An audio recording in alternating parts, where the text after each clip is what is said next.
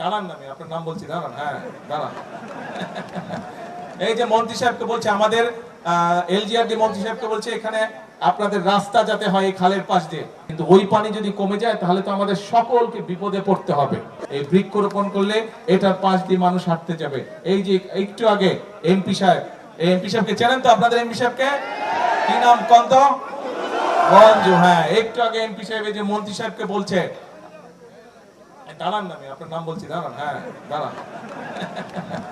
এই যে মন্ত্রী সাহেবকে বলছে, আমাদের এলজিআরডি মন্ত্রী সাহেবকে বলছে এখানে আপনাদের রাস্তা যাতে হয় এই খালের পাশ দিয়ে, ইনশাআল্লাহ খালের পাশ দিয়ে রাস্তা করবো যাতে আপনাদের হাঁটা চলার জন্য সুবিধা হয়, এলাকার মানুষ যাতে সুন্দরভাবে হাঁটা চলা করতে পারে। এখান থেকে সামনে যেগুলো এলাকা আছে সেখানে যাতে আপনারা, আমাদেরকে সারা দেশে আমরা এইভাবে খাল খনন কর্মসূচি শুরু করেছি আনুষ্ঠানিকভাবে। আজকে এই খাল খননের মাধ্যমে আমরা যেরকম পানির সমস্যার সমাধান করব, একইভাবে এই খাল খননের মাধ্যমে আমরা দুই পাশে ফলের গাছ লাগাবো, দুই পাশে যেগুলা মূল্যবান গাছ আছে সেগুলা লাগাবো যাতে দেশের সম্পদ বৃদ্ধি হয়।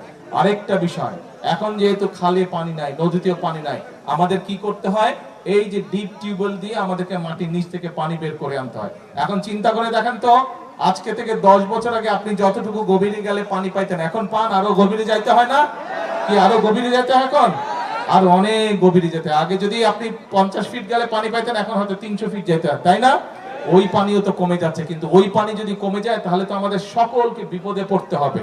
সেই জন্যই আমাদেরকে মাটির উপরে যেই পানি আছে, আমাদেরকে এখন চেষ্টা করতে হবে মাটির ভিতরে যেই পানিটা আছে সেই পানিটাকে রিজার্ভের মতন আমাদের রেখে দিতে হবে, যাতে ভবিষ্যৎ প্রজন্মদের জন্য যদি প্রয়োজন হয় তাদের যাতে কাজে ব্যবহার করা যায়।